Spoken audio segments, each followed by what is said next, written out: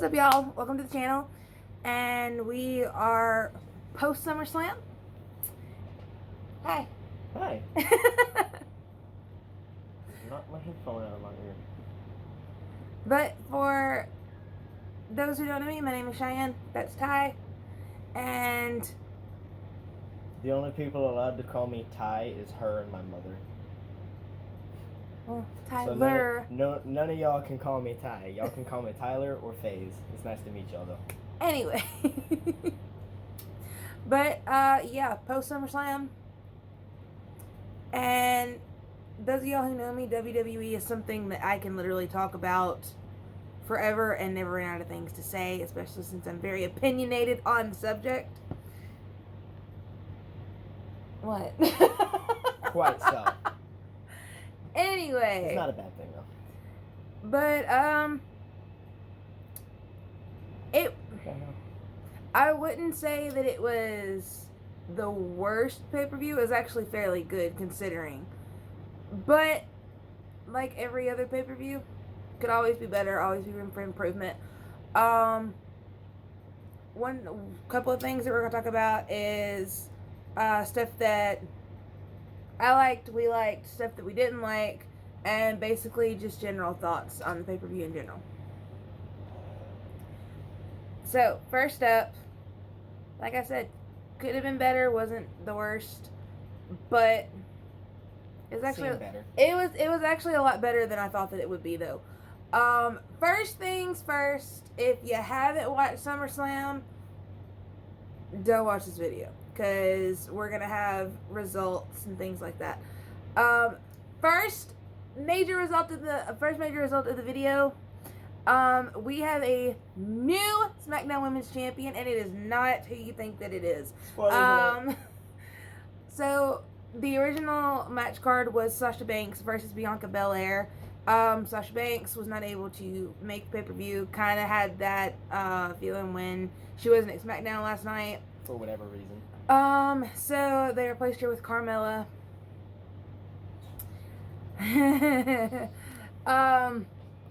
Bianca was not happy about that. Not happy, obviously, for obvious reasons. Carmella didn't earn it. However, just as she planned to take her frustrations out on Carmella, who walks out of the damn curtain, but the man, Becky Lynch, back in WWE after 16 months, and wins the championship in 20 seconds? Bell to bell? if you want to take out the spot in between the bells where nothing happened and they just kind of was staring each other down and looking at the crowd, it was probably less than 15 because it was like 2 moves and then it was done. It was a straight squash match. But yeah, Becky Lynch, new SmackDown Women's Champion. Congratulations.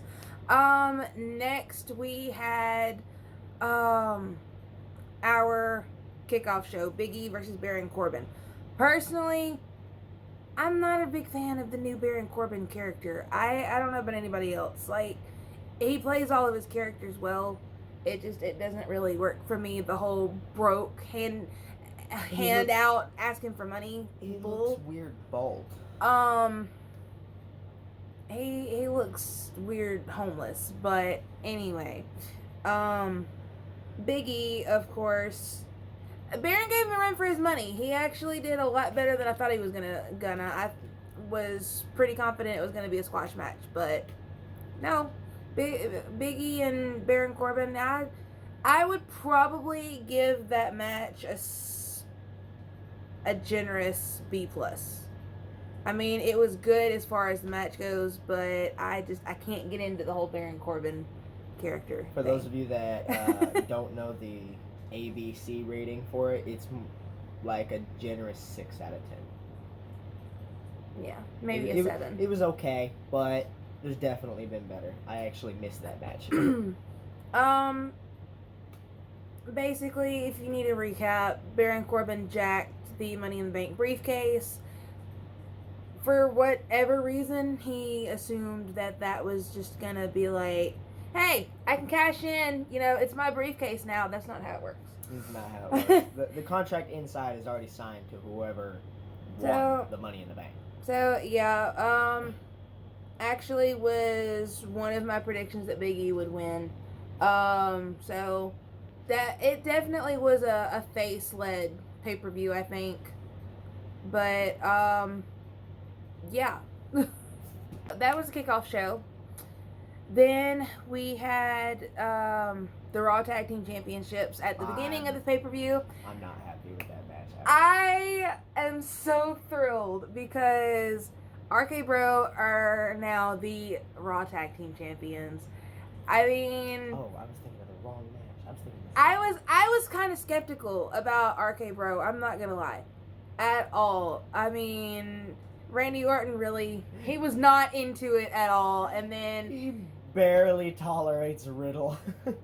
And then, Monday they got back together, challenged for the titles, and then tonight they won. And as good as AJ Styles is, as good as almost could be, he needs to get away from AJ Styles before he can learn his actual potential, because screaming and throwing people, that, I mean, even the Great Khali, as big and tall of a guy as Great Khali is, did more than just rah. The Great Khali was actually surprisingly agile for how big he was. I mean, That's like the Undertaker. You have a lot of giants in WWE. I mean, for example, you have superstars like the Big Show, Undertaker, Kane, the Great Khali, and all of them. Bigelow. Bam Bam Bigelow. Yeah, I mean, Viscera. That man was agile as hell. Yokozuna, all of these guys. He was scary. Have more, in my opinion, and I don't know if in yours as well, because you're actually an AJ Styles fan. Not necessarily.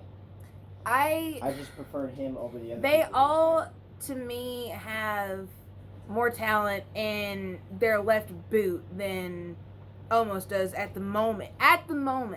If he can just realize his full potential and get out from under the whole AJ Styles thing, Omos could be a really good superstar. He's just gotta come into his own. He's got to figure out his own thing instead of doing everything that AJ says. Because as good as AJ Styles is, he's respect given. He could be more than a personal bouncer for AJ Styles. I mean, he could be a lot more. It's like I said, AJ Styles is a great athlete. Like, respect given. That's why I'm a fan of him. He's very agile. He's quick. He has a little bit of power behind him. Not too much, though. But AJ's more of a high flyer. Right. But, like, AJ was able to take on The Undertaker, for instance. He lost, but he still got the match with Undertaker for Undertaker's last match. So he's obviously got skill, and Taker saw that. But he's kind of stuck in his ways, He's not doing anything new or impressive or anything like that. And in my opinion, Omos, he's got great potential. He's got potential like the Great Khali did, like Bam Bam Bigelow did, like Kane did. But sitting underneath AJ's boot and being his personal bodyguard is not going to get him anywhere. I just thought of something else. Even Andre the Giant did more than just push, kick, rawr. Even though they're giants, they're more than just big guy. Anyway, Hulk smash. Okay, so I'm gonna digress because I just tickled the hell out of myself. Anyway, back to the match itself. Actually, before that, I'm trying to figure out the point that I was trying to get to. Riddle and Randy Orton. I have a love-hate relationship with Randy Orton's character. He's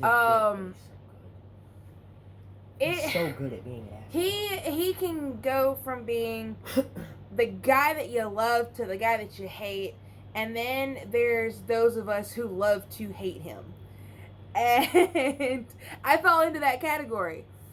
And it's like, I like him as a face. I like him as a heel, and I like to boo him as a heel because he's that good.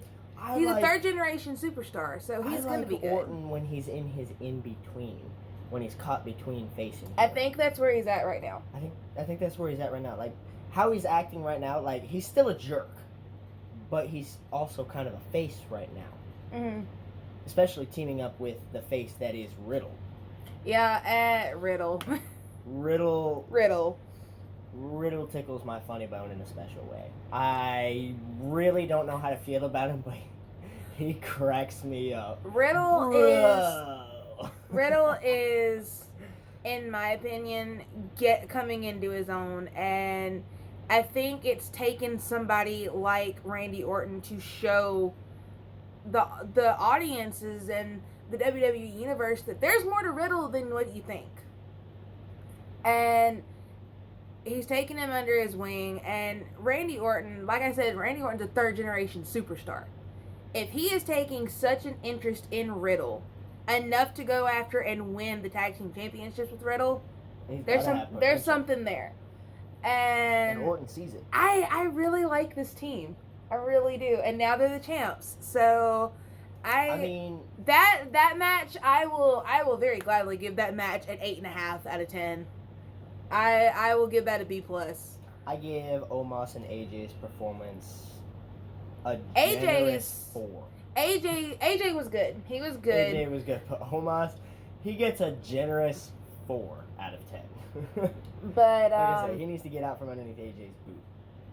But yeah, that was actually much better than I expected.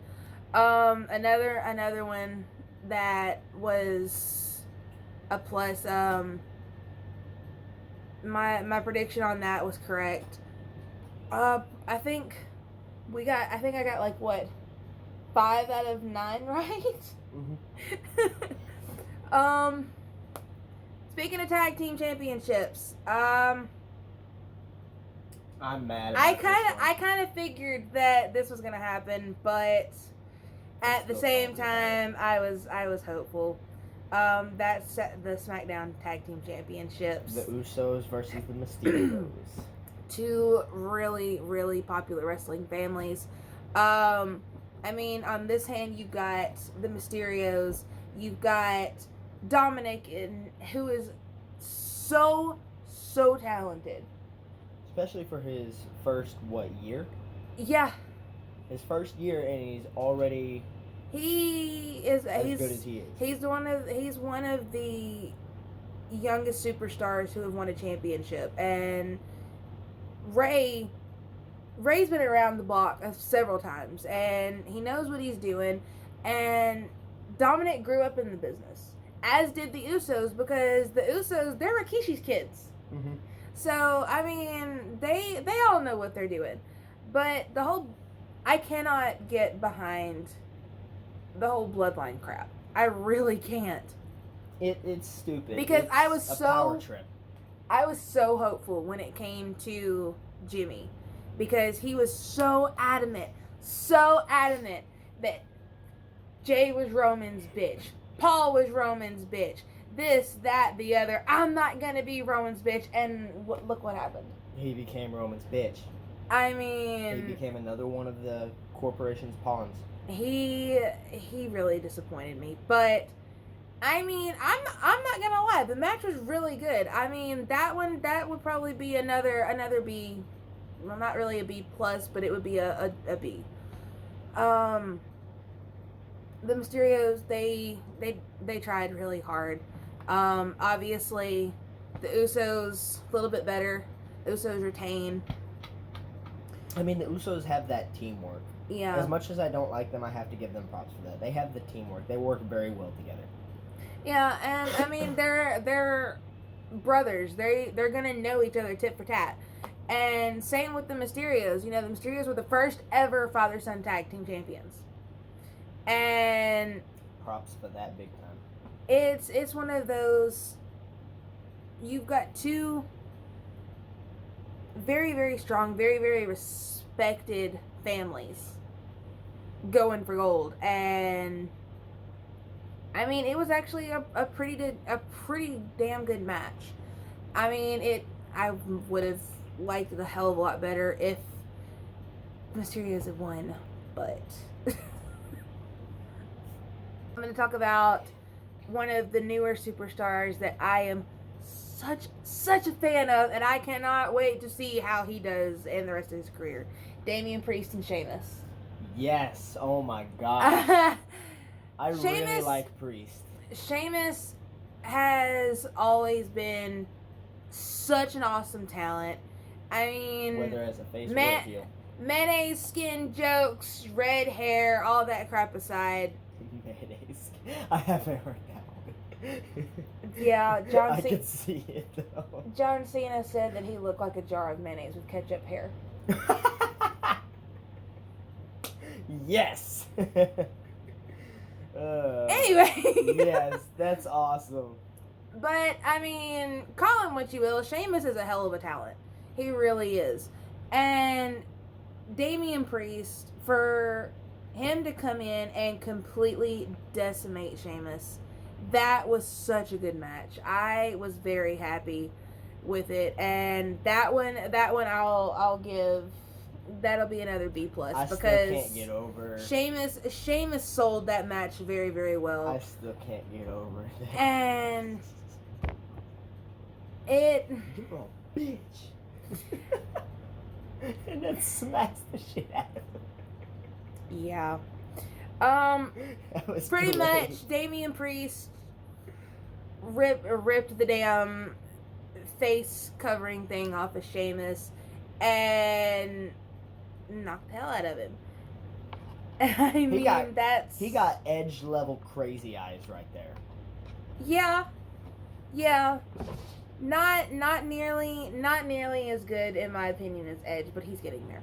He's getting there. He's got potential. He's got a lot of potential. But by the end of the match, everything was said and done. Sheamus, good. Damian Priest just a little bit better. So, new U.S. champion is going to be Damian Priest. So, I'm excited to see how that goes. I'm excited to see what he does. Damian has a hell of a career ahead of him. And WrestleMania was just the beginning with Bad Bunny. You know, now he's a champion, and I'm looking forward to it. Yeah, I'm excited to see what he can do with that championship. Then, of course, you have Rick Boogs coming out, getting the crowd hyped up with Shinsuke. Still don't know why. Completely dripping in gold. I absolutely loved it. The crown, the belt, even his clothes had some gold little inlays on them here and there. And before I go any farther, I have to absolutely credit WWE for bringing Pat McAfee on his commentary, because he was, to me, all matches aside, Pat McAfee was the best part of SummerSlam. I mean, up on the tables dancing, the commentary. I mean, Pat speaks his mind, and I really, really enjoy it. He was definitely the comic relief that everybody. The SummerSlam did not need the comic relief, but it definitely added to it, and it made it that much better. Yeah. Alexa Bliss. Oh my gosh. So creepy, but Alexa Bliss and Eva Marie is going to be the next one, and I honestly don't think that I need to tell how this match went. It's pretty self-evident. Evolution got squashed. She tried. Dewdrop. She tried as the best that apparently Eva tried her best. Her best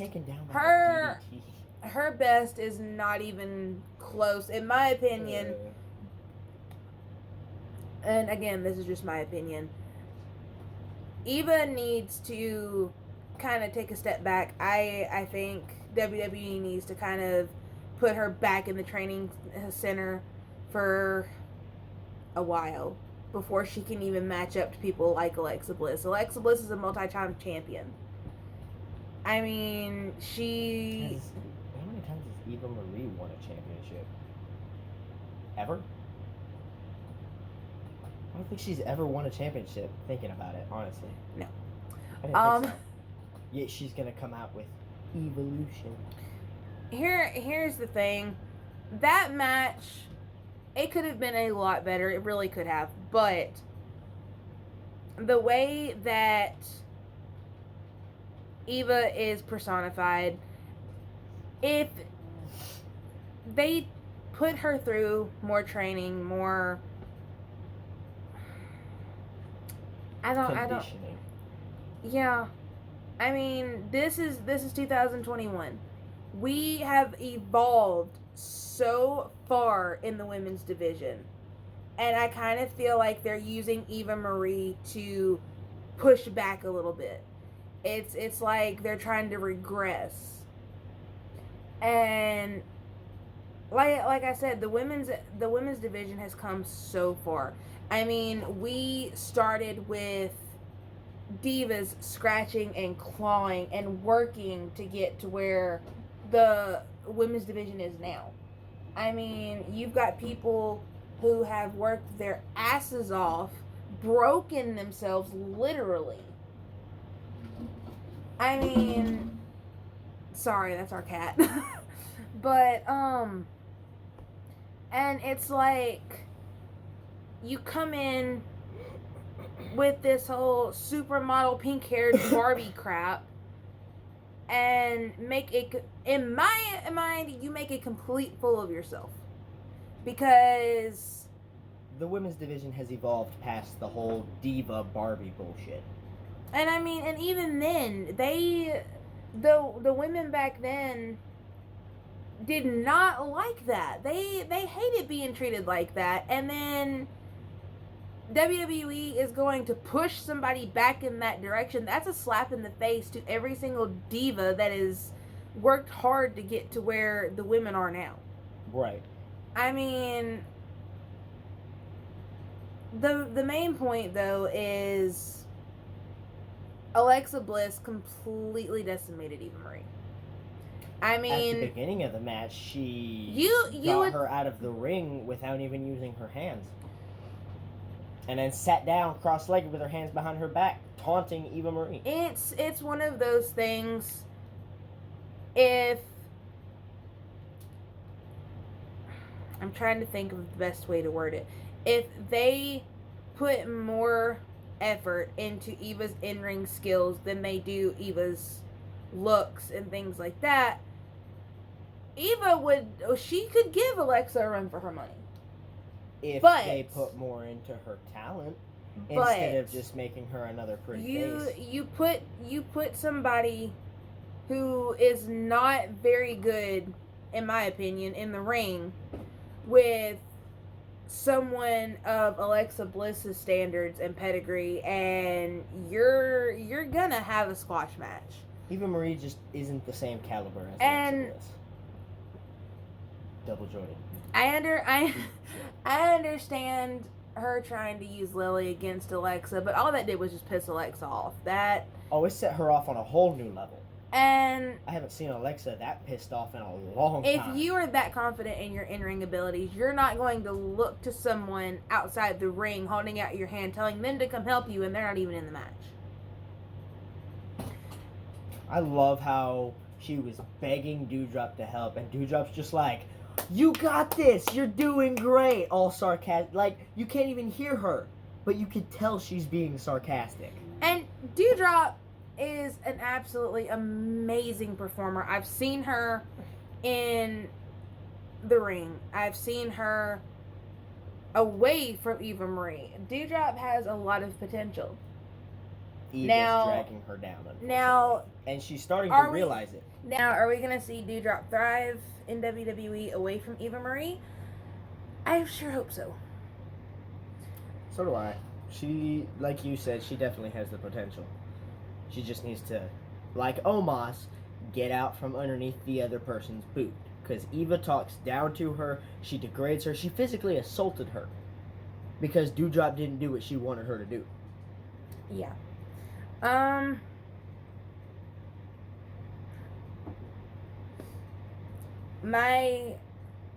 to my absolute favorite match of the night. Seth Rollins versus Edge.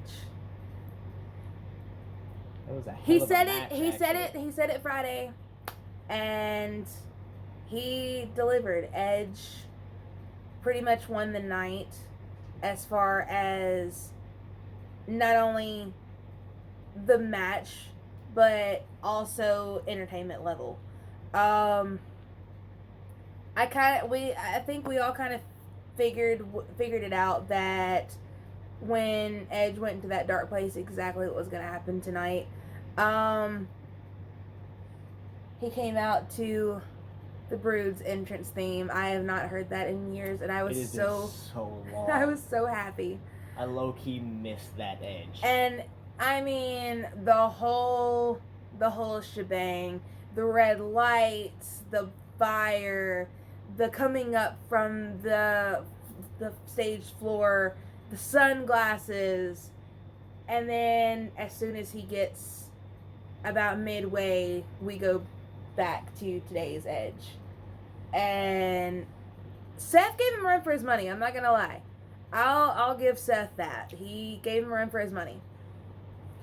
But failed every time he went for a stomp. But every time he went to stomp Edge, it just did not work. It did not work. And finally, Edge got up. He got going. He got that momentum built. I think it was very, very awesome. He paid homage to Beth Phoenix with the Glam Slam. That cracked me up. And the look on Seth Rollins' face, like, he was looking around afterward like, holy crap, that's what Beth does to people? And you would think that the match would have ended with a spear, right? Well, it basically ended the way that, in my opinion, Money in the Bank should have ended, with Roman Reigns, with the crossface and Seth Rollins getting his back completely cranked, his neck cranked. It wasn't even the crossface that finished him. No. I think it was one of his specific moves that took him out. What is Edge's submission?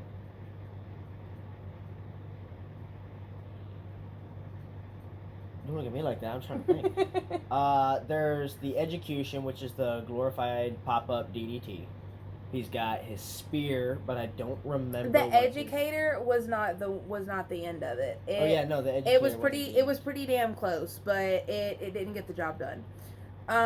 It ended up just being like it was a chokehold that took him out. Mm-hmm.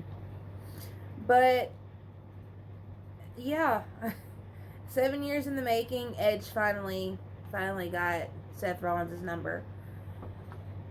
And then, of course, we have our triple threat for the Raw Women's Championship.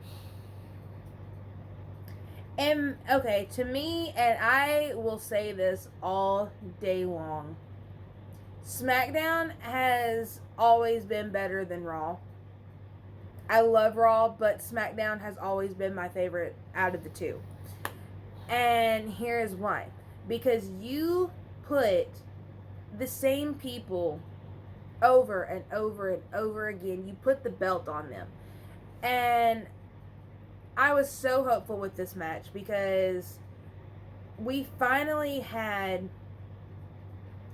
Nikki Cross, who has been working so hard. She's finally living up to her potential. WWE sees that. They put the belt on her. A month later, she's getting submitted by Charlotte Flair, who yet again is a champion. And it's like, every time Charlotte, in my opinion, every time Charlotte Flair steps into a WWE building, it's like, silver platter, championship, here you go. Pretty much. Even though the whole match, she's legitimately hurting them. Like, yeah, it's wrestling. It's WWE. It's supposed to look realistic. But they're not actually supposed to try to hurt each other on that kind of level. And the amount of botches that she had during that match, she botched almost every other move, yet they still gave her the belt. Where's the logic in that? In my opinion, Charlotte is slowly turning into another Nia Jax back when everybody was in such an uproar because Nia was hurting people, legitimately hurting superstars. And because botching because she was botching moves and stuff like that. And I literally would sit here and count every time that Charlotte would botch something. And to me, it's one of those things, and I'm clearly nobody to judge somebody's appearance, but if WWE put more effort into Charlotte's in-ring ability than what Charlotte puts onto and into her body, then implant, we would have a very, very, very, very dominant Charlotte Flair. We would have the Charlotte Flair that we saw back in NXT, or back when she first came into WWE. The Women's Revolution, the Four Horsewomen. We would have the Charlotte Flair that everybody actually liked to watch. Charlotte Flair that would have everybody on the edge of their seats wondering what's going to happen next. Because of us knowing what's going to because happen. now as soon as Charlotte's music hits, everybody just groans in disappointment. And don't get me wrong, Charlotte is an amazing performer. But in my opinion, Rhea and Nikki are so much better. And I personally was rooting for Nikki.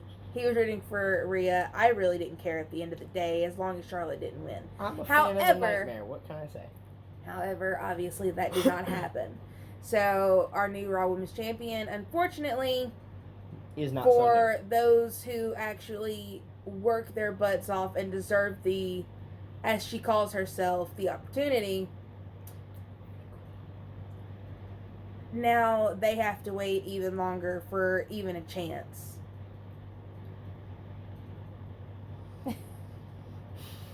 But, and again, I mean, all of this that we're talking about, it's basically our opinions, things like that. Obviously, there's going to be people who don't agree. And Charlotte has a lot of fans. Seth Rollins has a lot of fans. Things like that. That, man. I could make a whole video ranting about Seth Rollins. I swear. I do not like him. I have over a dozen reasons, but I'm not going to get into that because that'll make the video way too long. But, I mean... And it'll get demonetized. They're heels, so obviously if you don't like them, they're doing their job right. So, I mean, at the end of the day, you know, all of these superstars are highly decorated. They do deserve the adulation, things like that. However, a lot of people, myself included, do not think so. But, I mean, the record books, they don't lie. Charlotte Flair is now a 12-time champion. So, congratulations. And we're going to go ahead and move on to our next match. Which, I honestly, I don't know how to describe how the WWE Championship match went. I can't. Bobby Lashley got a lot of problems coming his way. I cannot in good conscience say that, yeah, it's just a storyline, you know, things like that, because Bobby Lashley and MVP already had gone too far bringing Goldberg's son Gage into it. Gage is 15 years old. 15-year-old boy. The boy is he's a freshman or a sophomore in high school. He's a sophomore. But bringing him into it was already kind of crappy. But the way that they went about it tonight, unfortunately, Goldberg was injured and was unable to finish the match. Because of MVP. So, obviously, Bobby Lashley won, retained the title. Well, you would think that it would have ended there. Bobby Lashley gets on the ropes, does his little pose, walks out with his championship. That did not happen. Instead, MVP slid a chair in, and Bobby Lashley went on to basically annihilate Goldberg's knee. Which was already injured. It was that knee that caused the ref to stop the match, mind you. It was legitimately injured, like, not storyline, but actually messed up.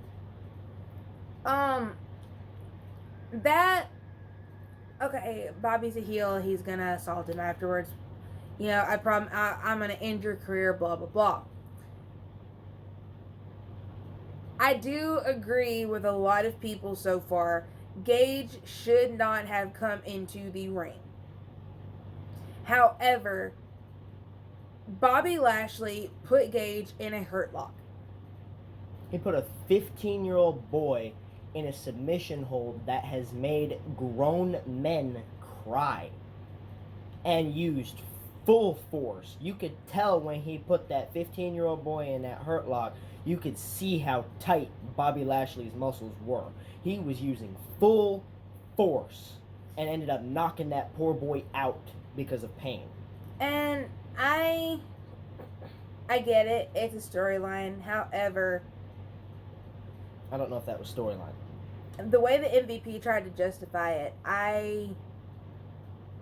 it's not, you cannot justify someone putting their hands on and assaulting a minor. At the end of the day, Gage is under the age of 18. And I mean, I'm sure they talked about it beforehand. Goldberg's like, okay, whatever. But at the same time, you put your hands on someone's child. And like I said, I really don't know how to describe it, but I honestly hope that they figure out a way to get that fixed, because if they really wanted to, Goldberg could take legal action against not only MVP and Bobby Lashley, but with WWE as well, because his son could have gotten hurt over it. If he's not already hurt. Yeah. But that 15-year-old boy was stuck like this, with his shoulder blades propped all the way back. He could have either ripped something, or have a fractured bone at this point.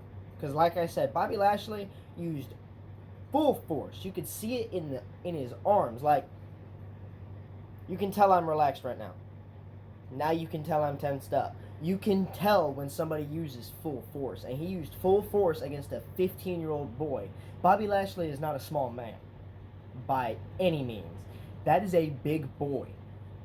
And for somebody his size to use full force against a 15-year-old, I don't care if he didn't know that the person that he put in the hurt lock was Goldberg's son or not. The moment he picked him up, he should have felt the weight difference, the size difference, and the fact that, hey, this is not a grown man. Maybe I should put this boy down. obviously that didn't happen. But No, he knocked him out. But moving on from that, Yeah, I could rant about that all day too. the main event, I actually very much enjoyed it. It had me on my toes the whole time, and that was John Cena versus Roman Reigns for the Universal Championship. I knew how that was gonna end. We all knew how this was gonna play out the second that Roman said that if he loses that title, then he's leaving WWE. We knew it was gonna happen from the start. You come in, you completely decimate one of the greatest superstars of all time, and you come back. He comes back. They go at it to the point to where we don't know who's gonna win. It's a back and forth. Well, finally, it got to the point to where Roman was just a little bit better tonight. Much as I hate to say it, Roman is the best that we have ever seen him in this role. He's hated, but he seems to thrive in the hated role, unfortunately. And as much as I want to smack the taste out of his mouth, he's a lot bigger than me. I mean, Roman he's had a lot of adulation. He's had a lot of hate. John Cena, same thing. They are both in amazing shape. However, Roman is in his prime right now. And he's the best that we've ever seen him. However, I don't think that Roman is ready for what's going to come next. Because now that the Universal Championship is still around the waist of the head of the table, now he has to get ready to once again conquer the beast. I just want to say, the look on Paul Heyman's face when Brock Lesnar's music played through those speakers was utter fear. The man was terrified. Paul Heyman looked like he had seen a ghost, and honestly, So did Roman. Roman looked more pissed because this is the second pay-per-view in a row that somebody's interrupted his celebration. You're right. Because you're walking around, you're the head of the table, you're the best of all time. I'm a big man. Sorry. Walking around like Vince McMahon over here. And then you have Brock Lesnar's music hit. Dun, dun, dun, dun, dun. I honestly have a... I can get down with his music. I need to download that. I honestly have a not so good feeling about the status of the Universal Championship come Extreme Rules. Brock Lesnar is going to rip him a new face hole. Well, not only that, but you have Paul Heyman, who is absolutely terrified now. Oh yeah.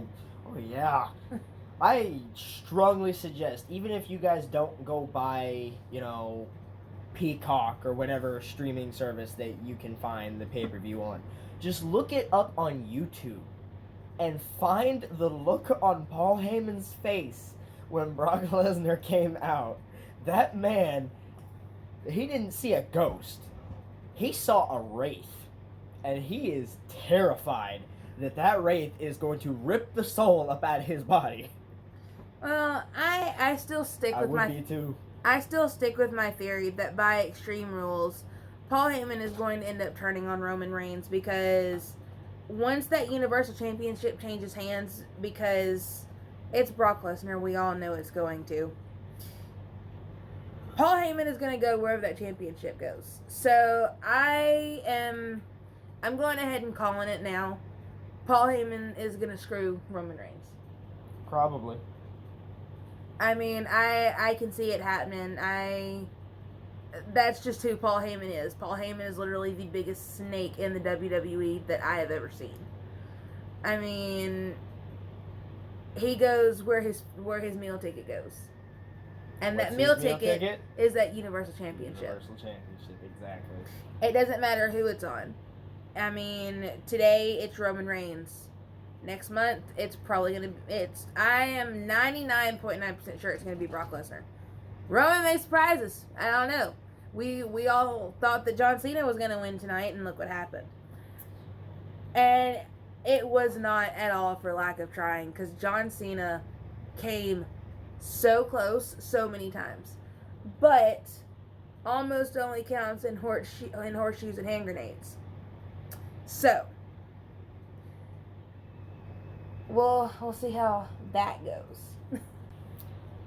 As much as a lot of people don't like him, I'm a huge Brock Lesnar fan. Like, growing up, him and Goldberg were my top two for the longest time. And then Ray came into the picture, and there was my top three. I'm kind of on the same page with Brock Lesnar as I am with Randy Orton. I have a love-hate relationship with Brock. Brock is just, he's unbelievably dominant when he's in that ring. You can't deny that. But I just, as a Brock Lesnar fan, as someone who has seen him throughout almost all of his career, I have a feeling come Extreme Rules, when Roman Reigns and Brock Lesnar are pitted against each other like that, Roman Reigns is gonna wish he had let John Cena take the title. Well, also, you have to think about something else. There is also a third factor with the WWE Championship and with the Universal Championship. We still have someone holding the Money in the Bank briefcase. Who is holding the Big E, right? Mm-hmm. Yeah. Yeah. So we still have that wild card in there because Big E has a nice little contract that will give him a chance at either championship, any championship really. But what's higher than the Universal Championship or the WWE Championship? Here's my theory.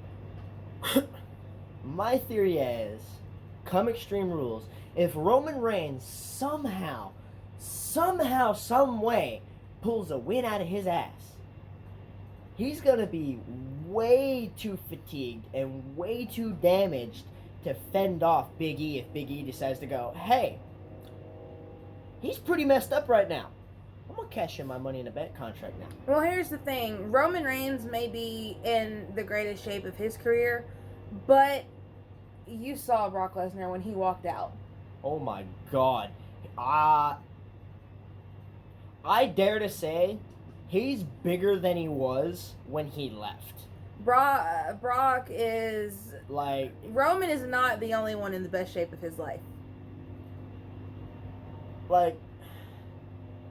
Brock Lesnar might be past his prime of his age, category. Like, he's not young anymore. He's getting up there in age. But when he stepped out, any of you that have seen him, in the past, when he was, I'm big, When he stepped out, it was, I'm massive now.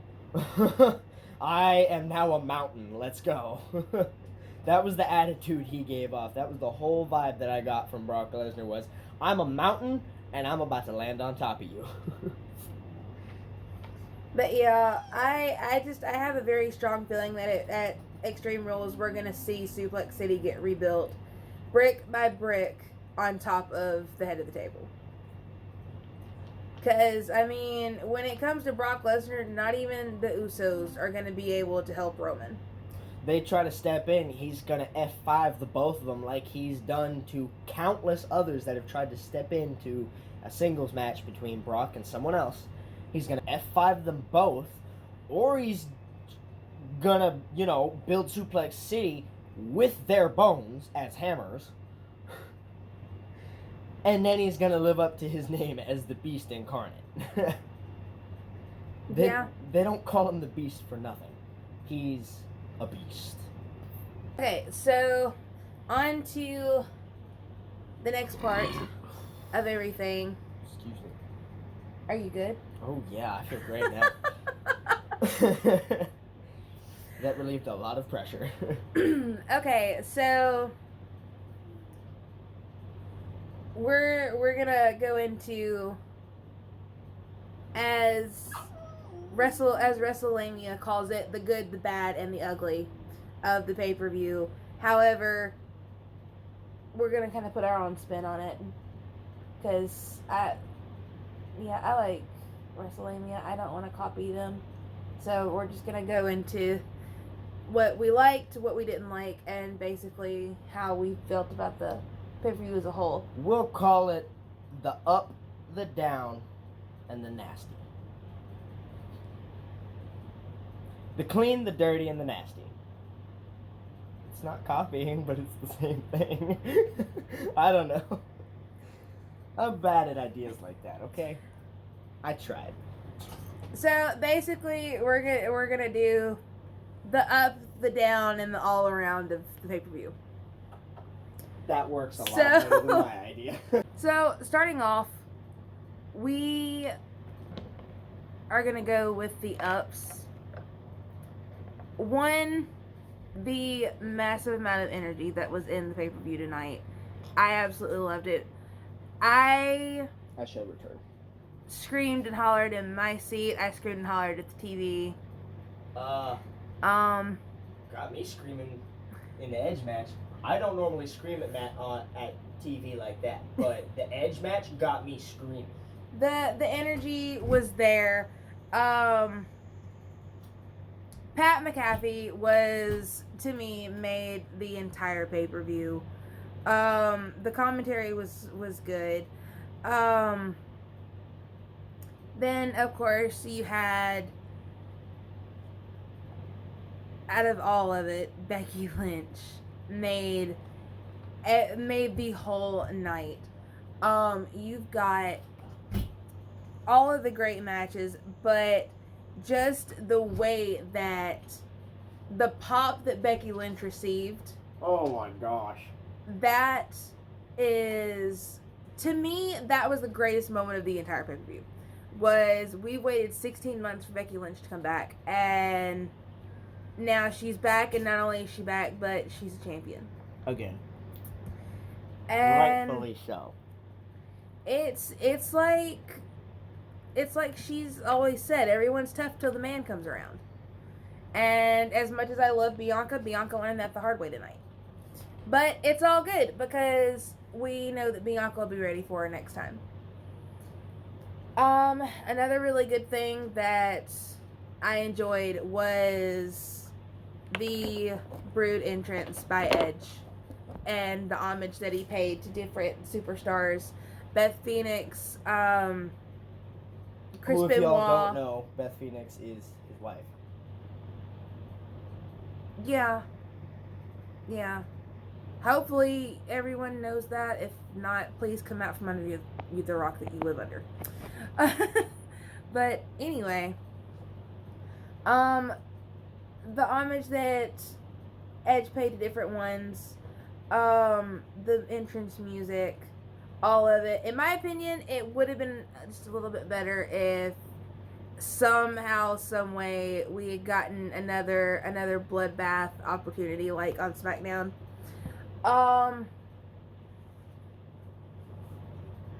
Dewdrop. That's another very, very, very great up. Is Dewdrop's reaction to Eva Marie losing. And your loser is Eva Marie. Eva Marie on the side. What are you doing? That was great. That was great. I feel like they're setting up for Dewdrop to go up. What about you? What were your favorite parts? Honestly, one of my favorite parts was the small, subtle homage to Eddie Guerrero that Ray let out.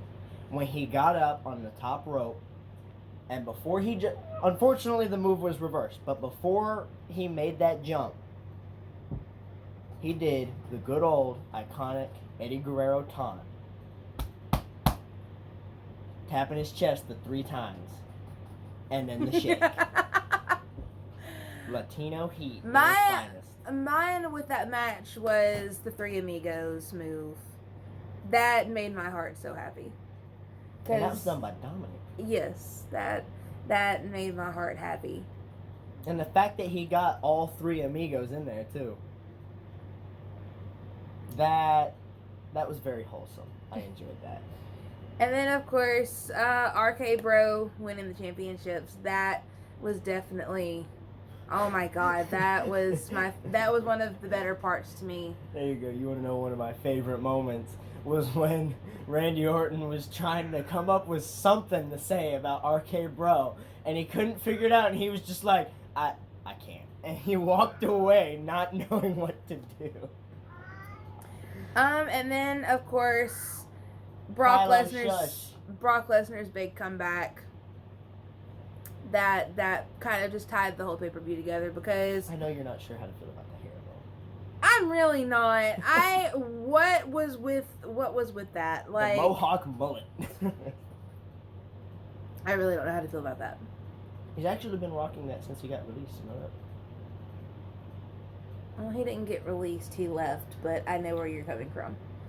Yeah. Anyway. I thought it was funny. That was actually one of my favorite moments because a while back he had said to I don't remember which news company it was, but he had told them that WWE would not be able to pay him enough to bring him back. Yet here he is. Either one of two things happened. Either Vince McMahon begged that man to come back, or they finally decided to dig in their pockets some more and pay him what he was asking for. I mean, it is Brock Lesnar. He could have just gotten bored. Brock Lesnar is one of the hottest talents in sports entertainment. It doesn't matter. That man. It doesn't matter where he's at. Brock Lesnar is going to be Brock Lesnar, and love him or hate him, or love to hate him like I do. I love him. He's an asshole, but I love him.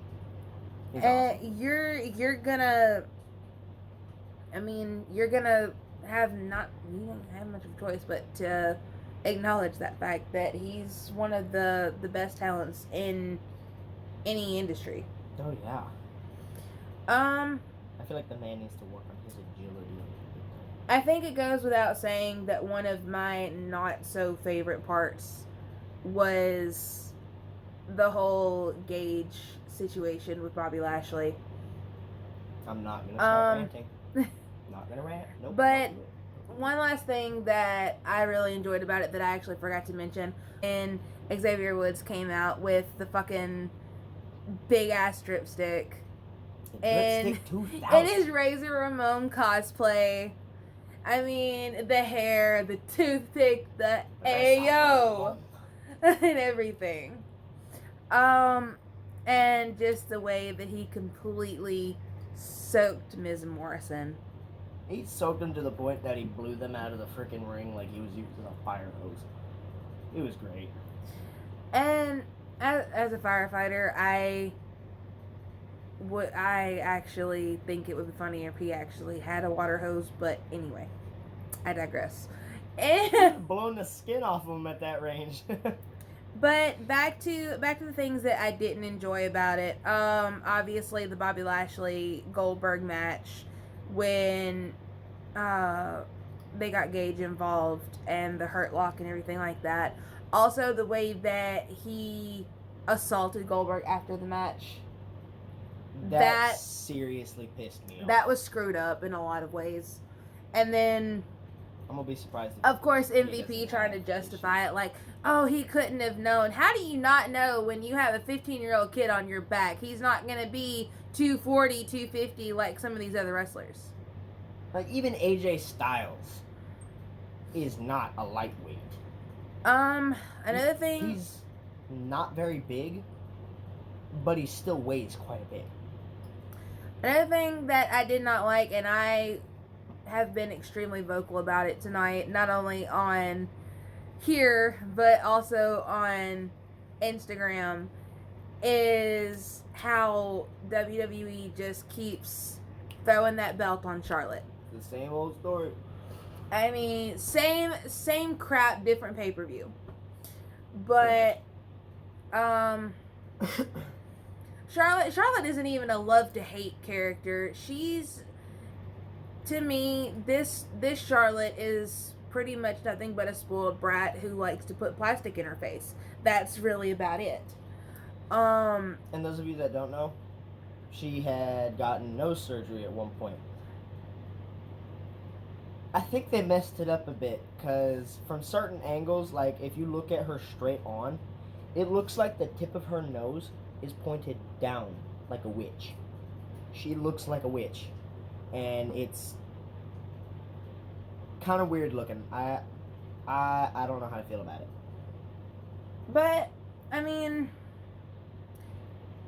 that entire match, I was not a fan of, and just the way that they ended the match, I don't know. Then obviously the Roman Reigns John Cena match. I wasn't a fan of that outcome, but then again, I'm not a fan of Roman Reigns either. A lot of people are, a lot more people aren't. I'm in that category. Um, it's like John Cena said several times. I mean, he almost destroyed Seth Rollins' career. He drove Jon Moxley out of WWE, who, as y'all know, formerly known as Dean Ambrose. I liked him. I mean, he was crazy, but he had a lot of points on that, because just like CM Punk and everybody else, I mean, I'm pretty sure that all of these superstars are getting sick and tired of the same exact thing, the same exact week, month, whatever. It's always the exact same people. If you want to keep people interested in the WWE, you have got to change it up.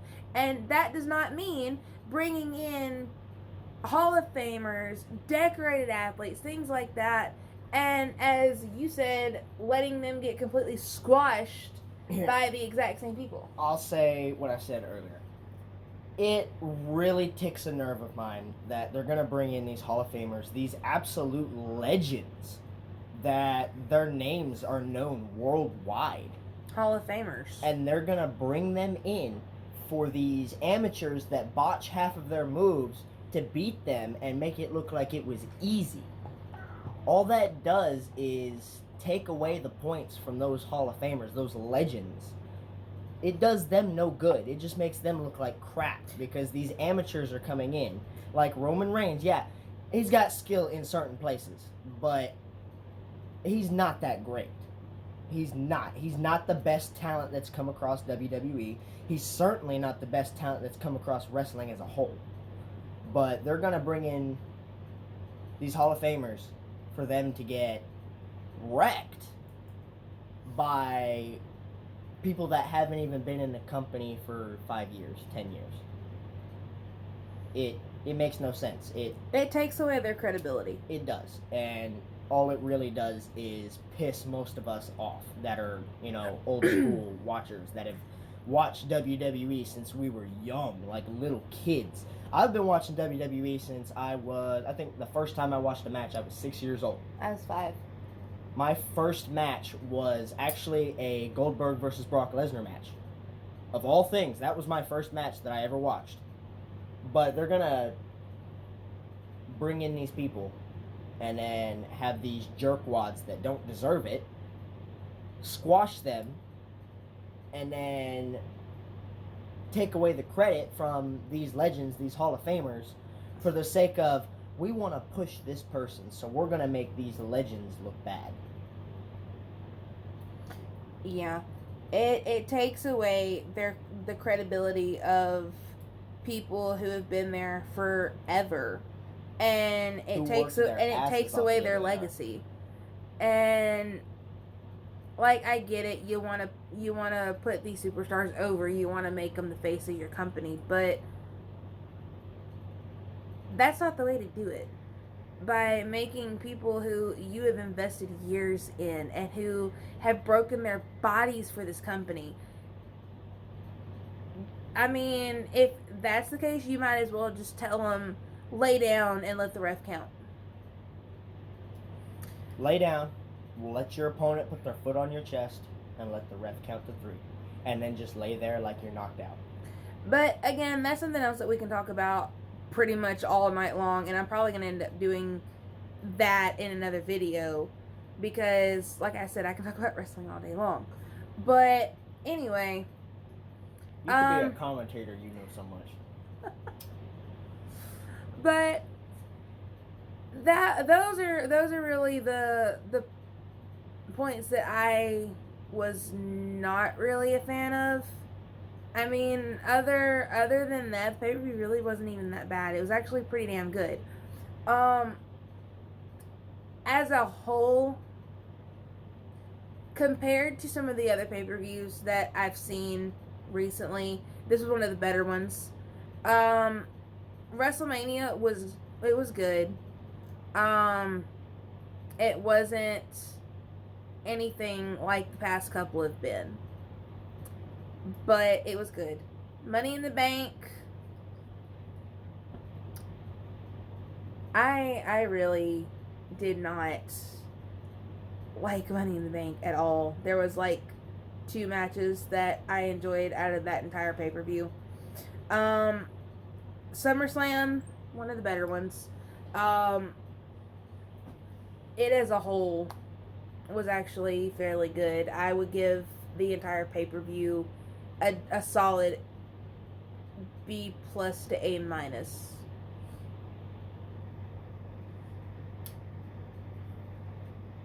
I wouldn't even put it in the A category. Okay. Like, it was okay. It was okay. It wasn't bad, but I think the maximum rating I would be able to give it is a B. Because of the same repeated stuff that did happen. Like, the Roman Reigns match. They wanted to depict him as this unbeatable head of the table piece of crap, pretty much. Or the Charlotte Flair bullcrap. That alone, or even having the Mysterios, the way they lost, it just it wasn't that interesting to me. It was okay, but the max rating I'd be able to give it is a B, honestly. But that's my opinion. Everybody else has their own. But I mean, yeah, I'm looking forward to Monday Night Raw. That'll probably be when the next video drops. Will be Monday Night Raw reactions, updates, things like that. And yeah, I think that pretty much wraps it up for tonight. And probably be doing a lot more of these in the future.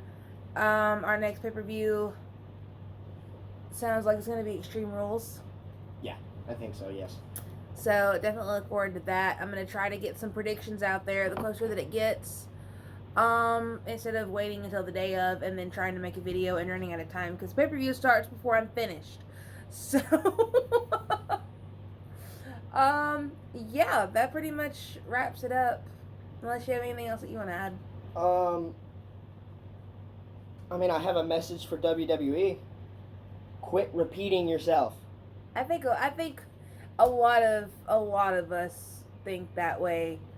I mean, congratulations to all the winners tonight. Definitely congratulations to our new champions, and look forward to seeing how Raw and SmackDown are gonna go from here. Definitely tune in tomorrow night to WWE NXT TakeOver 35, and I don't know if we're gonna do a video on that or not. It really just depends. Though the main one that I'm looking forward to with that is Karrion Kross and Joe. So anyway, that's gonna wrap it up. So we will see you guys next time. Bye. Bye.